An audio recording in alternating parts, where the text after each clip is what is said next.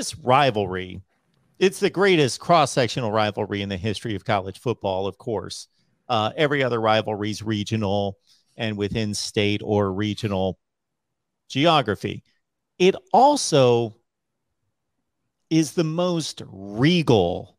It has this prestige or regality of it that even Ohio State, Michigan doesn't have. Alabama and Auburn certainly doesn't have. It just has this, again, the term regal or royalty comes to mind about USC and Notre Dame being on the same field and the series and the history and just the schools, the institutions, and of course the football history involved. Well, do I get agreement there? Yeah, you do get agreement. And I think the point that comes to mind is, what's college football's signature setting? What is college football's signature bowl game? The Rose Bowl. And what is the Rose Bowl about? What has it been about? It's been about one team. Now, it used to be from the South. It wasn't necessarily the Midwest, but one team from a distant part of the country making the trek all the way across to the West Coast to play a game in the Arroyo Seco, in the shadows of the San Gabriel Mountains. Now, of course, when the game's in South Bend, it's the Western team making the pilgrimage to Indiana in the middle of autumn, the foliage, the touchdown Jesus.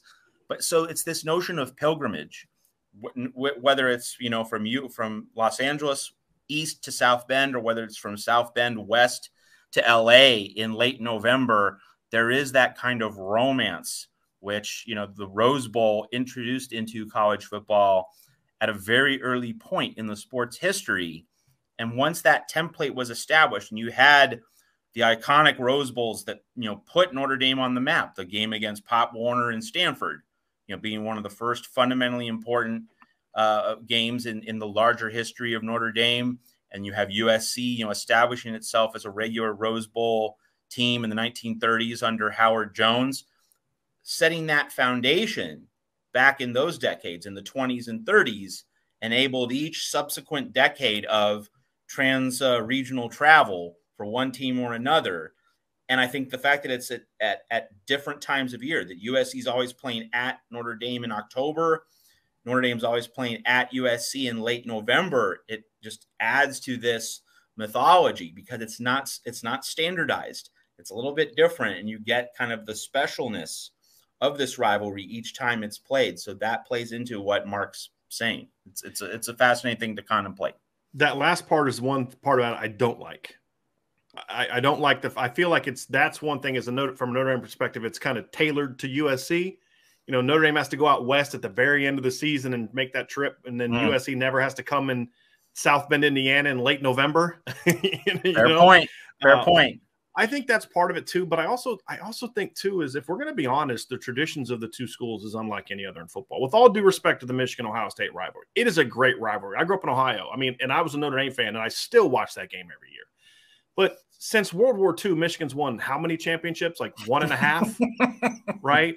Ohio State's won a bunch, and they started getting more lately. But there was a long time between the end of Woody to Jim Tressel where Ohio State was always good, but they weren't a powerhouse.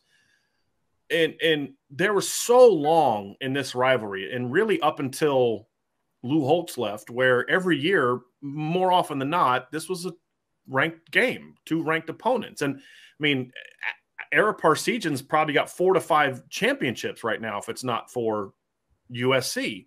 And you can go back to John McKay and look at how many championships he'd have if it wasn't for Notre Dame. And I think that adds a lot to it as well, is the fact that just for Auburn and Alabama, with all due respect, have never been on the same level as programs. They just haven't. I just feel like that is something that makes this rivalry a little bit more unique than a lot of others, on top of a lot of things that you mentioned, Mark, with the history of it, the way it started and why it started. I think there's a great story, because all these Midwestern teams were not willing to play Notre Dame. USC and its tradition of being a cultural groundbreaker, being not afraid to go recruit black players during the time when the entire SEC was recruiting back black players. There was a really cool scene in Woodlawn. I don't know if you guys seen the movie Woodlawn, that had USC playing Alabama, I believe, and they just smacked them, and USC had a bunch of black players, and that was one of those things that kind of opened up Bear Bryant's eyes to like, I need to kind of go do this, right? It was really cool. So it's a good movie, by the way, Christian movie. Mark, I think you'd like it. I don't know you well enough to know if you'd like it. But there's just, you know, and then USC saying, hey, we'll play you, right? You don't have to deal with those anti-Catholic people in the Big Ten, which was the Western Conference at the time. We'll play you.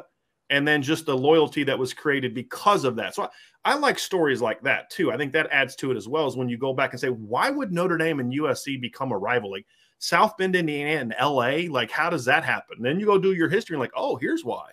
Yeah. Because Notre Dame had to barnstorm because the teams near them wouldn't play them, you know, for different reasons. And so USC said, hey, and when Notre Dame got good, right, USC didn't say, oh, we'll stop playing you now like Michigan did. And the other thing to note about the history and the origination of this rivalry is that Howard Jones, before going to USC, he was coached at Iowa and had a lot of success there. So Howard Jones was a Midwesterner, you know, who then relocated to USC, but like he had an appreciation for what it meant for Notre Dame to be in its situation in South Bend. So Howard Jones, you know, made himself an icon at USC, but his Iowa roots. And he also brought Sam Barry, arguably the most important figure in the entire history of USC athletics. We have a lot of archives on him at Trojans Wire. We wrote about him in 2020 when the pandemic hit and we didn't know if there was going to be any college football season. We wrote like a dozen articles about Sam Barry. So yeah, if you want to study up on the origination of the USC Notre Dame rivalry, study Howard Jones, study Newt Rockne, study Sam Barry. You're going to learn a lot about how special this rivalry is because of its genesis.